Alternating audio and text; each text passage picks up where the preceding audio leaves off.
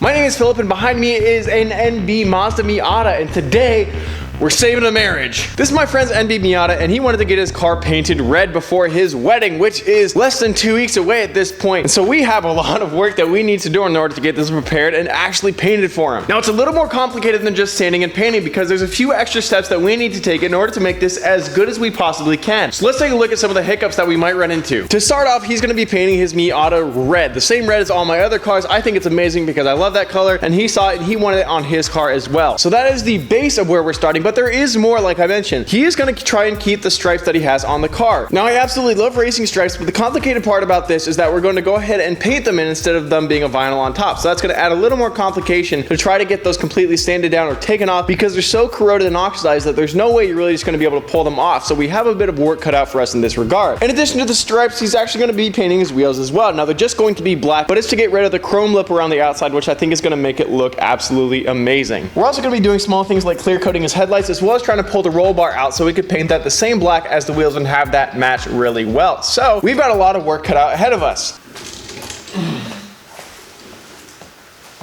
So with a lot of work ahead of us, we're going to go ahead and start by taking off some of the parts that we aren't going to want on during the painting, like the gas cap, probably pull off the antenna and some other parts as well as like the taillights and the bumpers. Then we're going to go ahead and start sanding and getting this thing as prepared as possible for paint. I'm Phil Super.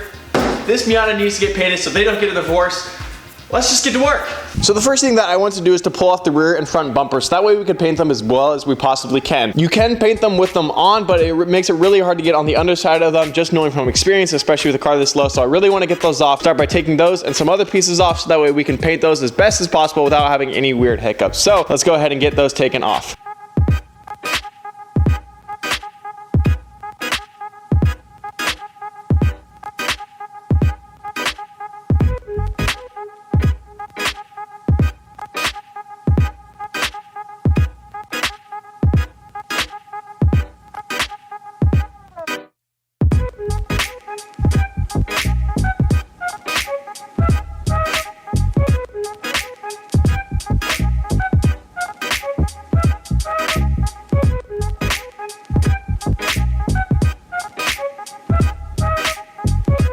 Alright, so we got the front and rear bumper off as well as some other accessory pieces like the lights. And the next thing that we have to do is to go ahead and take all these stripes off. And this is going to take a while. So there's really nothing fancy to it. I'm just using some ammonia-based cleaner. I might grab some alcohol if that doesn't work. And then we're just going to spray it on to help soften up the adhesive that once worked years, decades ago. And we're going to go ahead and just take a razor blade and get all of that off. So that's the next step. It's going to take a few hours at least, but we got to get that done. Otherwise, this will not turn out well at all. So let's go ahead and grab some razor blades, some cleaner, and just start hacking away at this.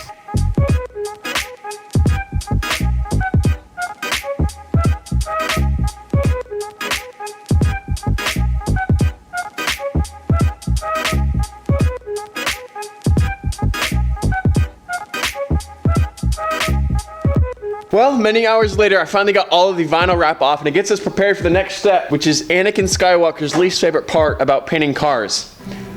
I don't like sand.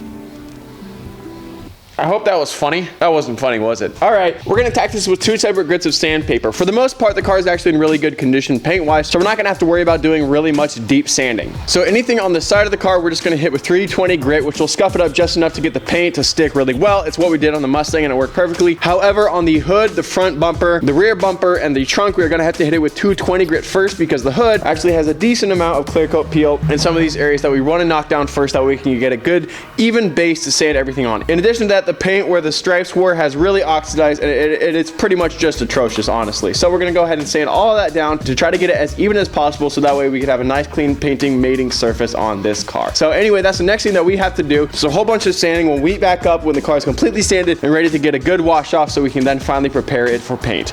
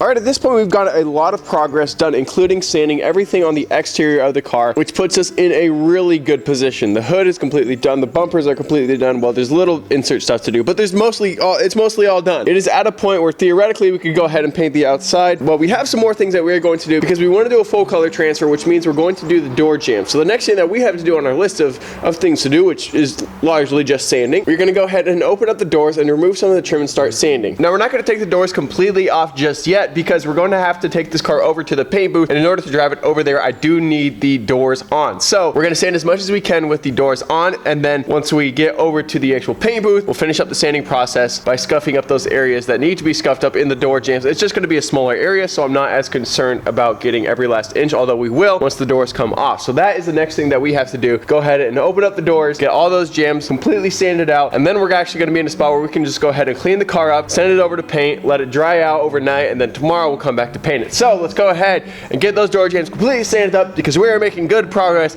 And man of living, I wanted to get married, and it solely depends on this car right now. So we got work to do.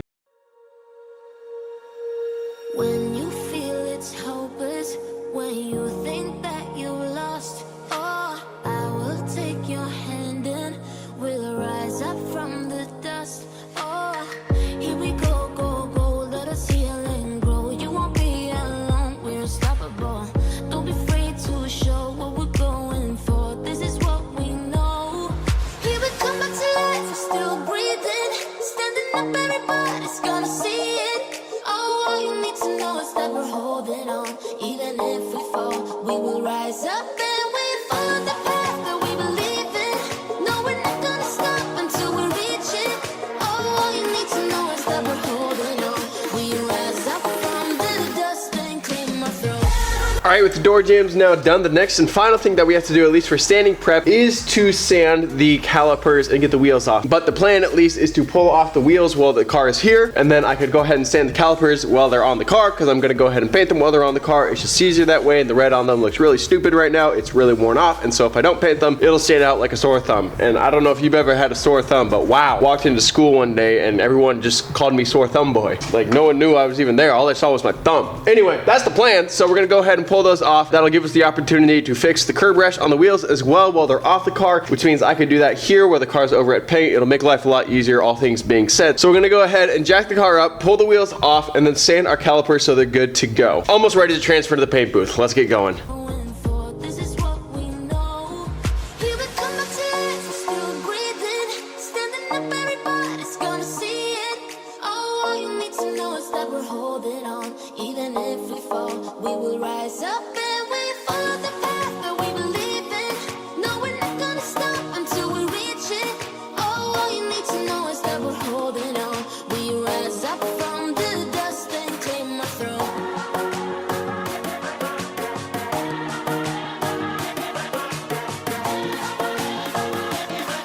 We rise up from the dust and claim our throne.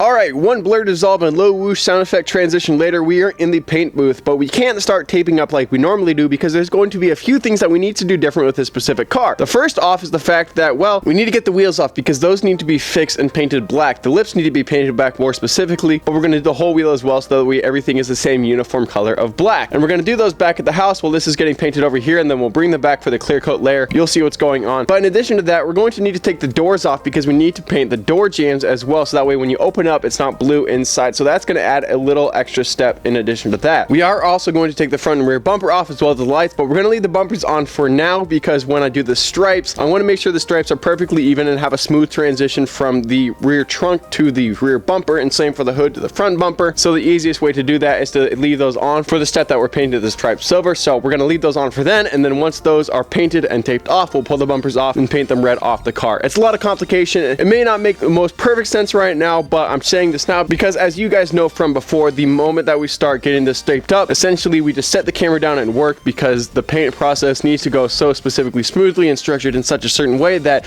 I really don't have time in between to get talking between the layers of paint. So as a quick recap, exactly what's happening, we're going to take some of the parts off, we're going to prep for paint, and then we're going to do stripes, let that sit overnight so it'll be completely dry, tape those off, and then do the red, and then untape them off and do the clear coat. So 5 main steps. Let's just go ahead and start chugging away, getting this car ready to look amazing. Here we go.